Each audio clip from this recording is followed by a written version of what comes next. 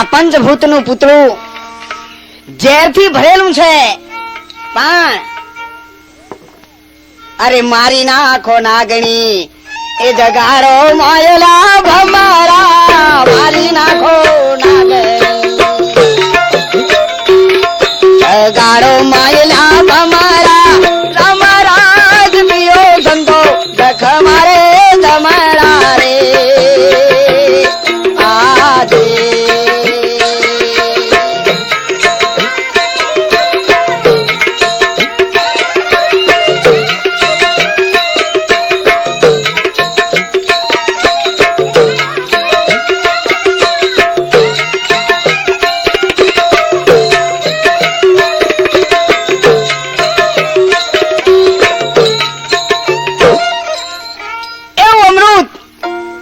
પંચભૂતના પુતળામાં ભરેલું છે, પણ સાહેબ તન में यूं रहे जूं तिली में तेल, ज्ञान की घाणी फेर के तुम देखो कुदरत का ખેલ. એવી જ્ઞાનની ઘાણી જે ફેરવે છે પરિબ્રહ્મ નારાયણ પરમાત્માના નામનું એના અંતરમાં રટણ કરે છે. ઓઠ મુખ કંઠ કુછ હાલે નહીં और ऐसा सुमिरन હોય એવું જે પરમાત્માનું સુમરણ કરે છે. सुमरण की प्रभु सुध लेत है जब भीड़ पड़ी गजराज, अरे जाका जग में कोई नहीं ताका है गरीब. નવાજ પણ જેને ભગવાનની ભક્તિ કરી છે, જેને સંતોની સેવા કરી છે, જેને કંઈક આ જગતમાં જન્મધારી અને જેને ટુકડો લોભો કરેલો છે, એને પછી આ જગતમાં બીજું કંઈ કરવા પણ રહેતું નથી. જેના ઘેર ટુકડો એનો હરી ટુકડો, જેના ઘેર રોટી એની વાત છે મોટી. અને એ ટુકડો જે પાય અને પીવે છે, ખવડાવીને ખાય છે, રામે દીધો છે રૂડો. રોટલો એ ભગવાન જે કઈ આપ્યું છે એ તારી કૃપાથી છે, તારી મહેરબાનીથી છે. માણસ કહે કે મેં કર્યું તે સર્વે મિથ્યા બકે, એક પ્રભુ તારા હુકમ વિના પત્તું પણ હાલી ન શકે. પાંડવોએ જયારે અશ્વમેઘ યજ્ઞ કર્યો, બધા જ કામોની વહેંચણી થઈ ગઈ છે. છેલ્લે કૃષ્ણ ભગવાન આવીને ઉભા રહ્યા છે. ધર્મરાજાને કહેવા લાગ્યા કે રાજા ધર્મ, બધાય કામોની વહેંચણી થઈ ગઈ છે, આ ભગવાન સવારથી સૌની સોંપેલી જવાબદારીઓ પ્રમાણે એમના કામે લાગી જશે.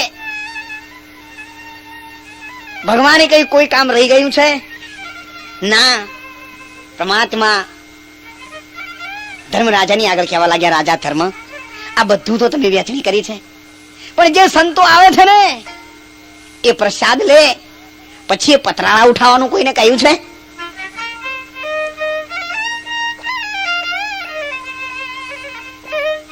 અંતર્યામી એ તો રહી ગયું છે.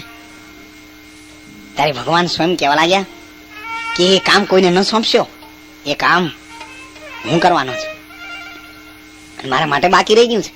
શા માટે ભગવાને આવું કર્યું કે આ જગતમાં ગમે તેટલી મહાનતા પામવા છતાં માણસના મનમાં ગમે ત્યારે કોઈ કામ કરવાનું આવે ત્યારે અંતરમાં અભિમાન ન આવે. ભગવાન કૃષ્ણ જેવા જો પતરા ઉઠાવતા હોય તો પછી આપણે બીજાની કોઈ થાળીઓ સાફ કરવામાં કોઈ મેણું લાગવાનું નથી. એવું આ માણસ સમજી શકે. ગમે એટલા સ્ટેજ ઉપર ગયા પછી એને અંતરમાં અહંકાર ના આવે, અને આ જગતના અહંકારનો નાશ કરવા માટે પરિબ્રહ્મ નારાયણ પરમાત્માનું આ જગત ઉપર અવતરણ થાય છે. ભગવાન ક્યારે આવે છે? જ્યારે આ જગત ઉપર પાપ વધી જાય છે, અધર્મ વધી જાય છે. દુષ્ટોના વિનાશ માટે, ધર્મની સ્થાપના માટે અને સંતોના બચાવ માટે પરિબ્રહ્મ નારાયણ પરમાત્મા કોઈ પણ માધ્યમનું સહારો લઈ અને આ જગત ઉપર અવતરણ કરે છે. અને એ ભગવાનનું અવતરણ એ જ દિવ્ય જન્મ છે, એ દિવ્ય વાણી છે. આકાશવાણી ઇસી में होए इसी में मुक्ति जानो. જ્યારે અજમલ રાજા જળની અંદર, દરિયાની અંદર, સાગરમાં એમણે ઝોકાવ્યું ને, ત્યારે એમને નક્કી કર્યું હતું કે હવે આ જગતમાં મારે જીવવું નથી. जिसको तुम त्यागो वो तुम्हारी આગે, એ તમારી આગળ આવીને ઉભર્યું છે. અજમલ રાજાએ કહ્યું કે આ જગતમાં જીવવું નથી. અને એમ કરીને જયારે પાણીમાં ઝંપલાવ્યું ત્યારે હમણાં જ ભજનમાં કહ્યું ને, પાણી કેરા બૂંદ થી એ પિંડ રચાયો, માય પવન કેરી સાયા. એક પાણીના બૂંદ થી આ પિંડ રચાયો છે, પવન રૂપી અંદર સ્તંભ છે. અને અર્જુન જયારે મચ્છવેદના થાંભલા ઉપર ચડ્યો ને, તો મહાભારત નું દ્રષ્ટાંત સમજવાનું છે. પણ અર્જુન કયા સ્તંભ ઉપર ચડ્યો હતો? અર્જુન ઓહમ અને સોહમ રૂપે સ્તંભ ઉપર ચડ્યો હતો, એ પવન ઉપર ચડ્યો હતો. અને તારે ધોળની અંદર કહે अरे हूँ तो ओ हम चढ़ू ने सो हम उतारू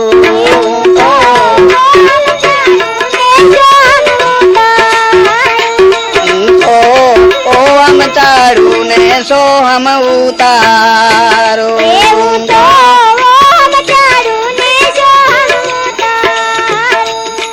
तो जो मारा गुरुजी नी वाट तो जो मारा गुरुजी नी वाट मारे आत्मा ज्ञान सूरज उगियो